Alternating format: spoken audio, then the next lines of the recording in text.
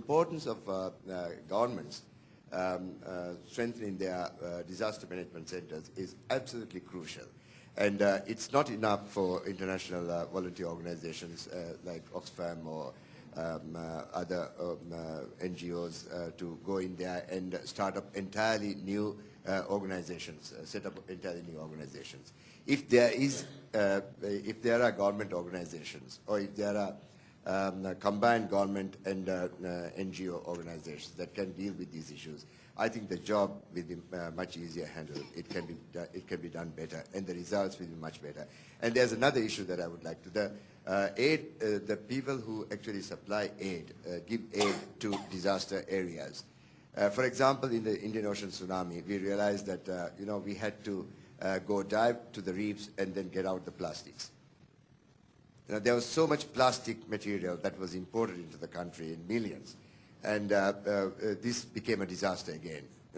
We had to go to the reef. We had to mobilize the divers and clear the reefs of these plastics.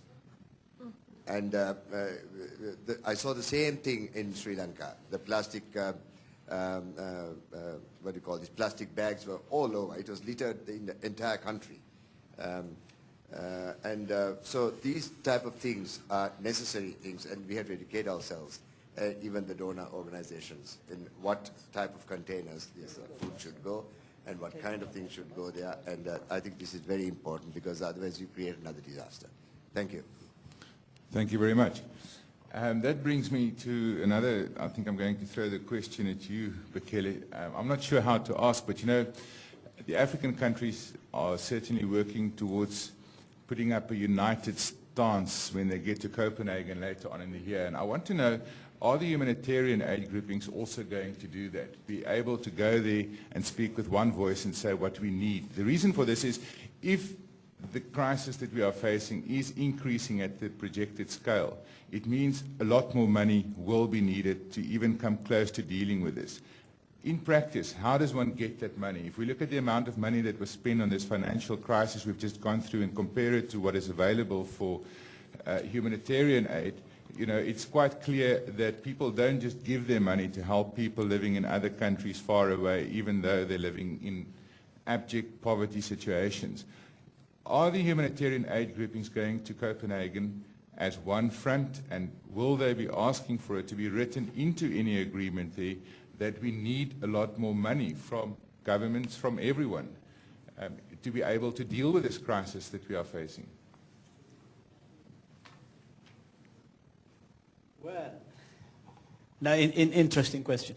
Let me put it this way. The problems are common for all. We all know, recognize, understand the problems. We know the solutions as well. We want to resolve these problems as well. There is a goodwill, a common will, if you like. There is technology. We know what can be done, and the technology is there. Now, would the resources be there? Would there be enough resources to go around to solve these problems? My answer to that is not a no. I dare to say yes. Okay. Now, what is lacking?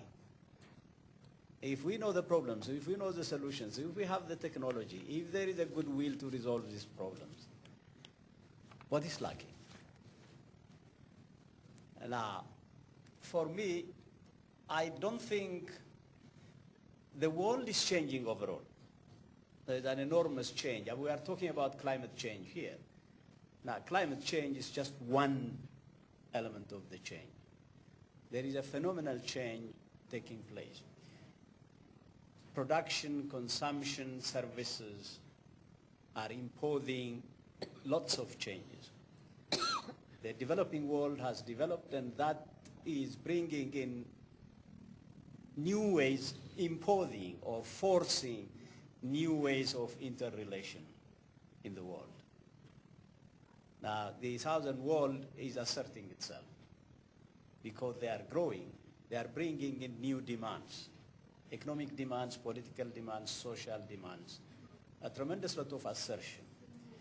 would the developed world understand and accommodate this? I mean, essentially there is culture, there is way of life, there's a tremendous lot of pressure for transitioning the changing world, the fast changing world, into the developed world, if you like. So would there be a common understanding, a good understanding of this change, and would everybody sufficiently and positively contribute to transition this change in a proper way? I don't know. Okay. Now, let me come to the concrete question you asked. African governments would be pushing contribution, significant or sufficient resource contribution for mitigating or mitigation adaptation into climate change. Okay.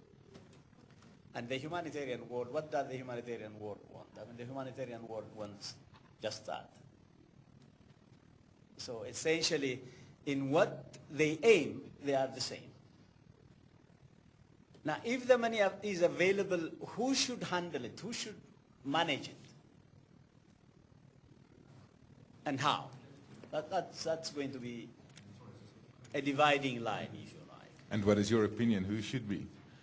Depends on where you are. Well, if I were to side on my own salary, my own work, I mean, I should side with the humanitarian world. Let me put it that way.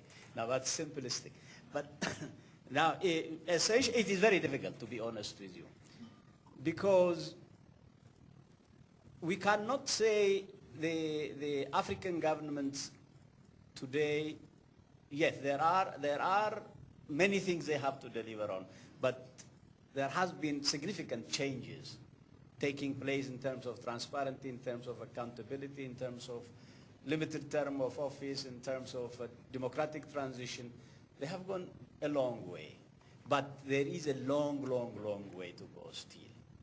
Okay. Now, when you look at that, you can say, would it be better for the vulnerable if this is managed by the humanitarian world? You can ask that. But the humanitarian world is not a permanent solution. There is a need for the local government to lead in policy, in oversight, in rules, and in making sure that the money that is coming in through the humanitarian world is properly used. They have to be able to learn from their mistakes as well. They can learn from their mistakes by doing, not by observing others to do. What the humanitarian world does is it goes and delivers. That is not enough. That's not good enough. We have to enable the government and the people out there to do the thing themselves, to shape their own life, make the decisions, learn from it, make the mistakes and learn from it. The humanitarian world will have to be able to accommodate that, probably work with that, change. We need to change ourselves in the humanitarian industry.